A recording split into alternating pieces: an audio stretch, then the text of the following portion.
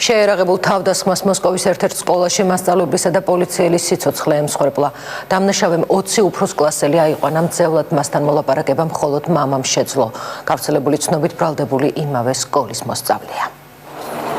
მოსკოვის 263 სკოლის ერთ-ერთი მოსწავლე დღეს გაკვეთილებზე სხვა მიზნით მივიდა. სასკოლო სახელმძღვანელოების ნაცვლად კი 2 ცეცხლსასროლი იარაღი მიიტანა. მან ჯერ გეოგრაფიის მასწავლებელი, შემდეგ კი პოლიციელი 2 გასროლით მოკლა. შინაგან საქმეთა სამინისტრო დამნაშავის სახელსა და გვარს არ ახმაურებს. კლასელები კი ამბობენ, რომ მას სწავლასთან დაკავშირებით პრობლემები არასოდეს ჰქონია. თუმცა აღნიშნავენ, რომ მოკლულ მასწავლებელთან რამდენიმე დღის წინ კონფლიქტი მოუვიდა. ჩემმა შულმა ცოტა ხნის წინ მესიჯი მომწერა კლასელმა მძევლად დაგვიყვანაო.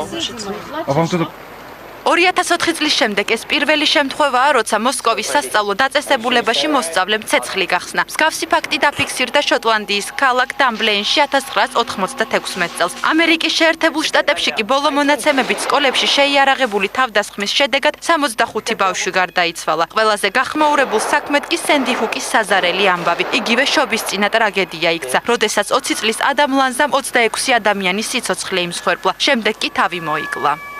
ძალადობის ნიშნები ადრეულ ასაკშიც შესამჩნევია. ჩემ შულსაც იგივე დიაგნოზი აქვს, რაც ადამ ლანზას ჰქონდა. იგი მიდრეკილია ძალადობისკენ, მაგრამ მე ვიცი, რომ ჩემი 10 წლის შვილი, რომელსაც უყვარს ჰარი პოტერი და არის ვუნდერკინდი მათემატიკაში, ციხეში არ მოხვდება. მისი ადგილი იქ არ არის. ამ ბავშვებს არ შეუძლიათ საკუთარი საქციელის კონტროლი.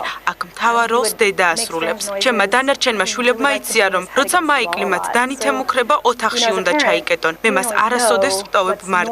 ძალიან ძნელია ამის გაგება, მაგრამ მე ვუთანაგრძნობ ადამ ლანზას დედას.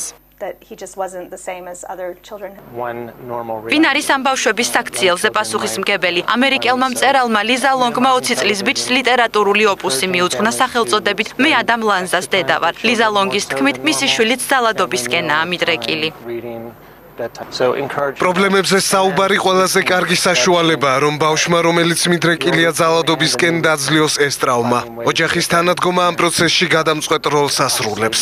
ასევე აუცილებელი პირობაა, რომ ამ ბავშვს ჯანსაღი ცხოვრების სტილი ჰქონდეს. არავითარი ნარკოტიკული საშუალებები და რაც შეიძლება ნაკლებად უყუროს ტელევიზორს. ხომ ხედავთ, რამდენიმე თვეში ერთხელ ხდება ეს ტრაგედია. პირველი შეიარაღებული თავდასხმა ამერიკის შეერთებულ შტატებში 1979 წელს მოხდა, როდესაც 17 წლის გოგონამ ბრენდა სპენსერმა შობამდე რამდენიმე დღით ადრე სან-დიეგოს სკოლაში 9 ბავშვის სიცოცხლეს გამოასალმა. სპენსერს მიმდევრები 8 წლის შემდეგ გამოუჩნდნენ, თუმცა მათ შორის ყველაზე დიდი მსხვერპლი სენდი ჰუკის ტრაგედიას მოჰყვა.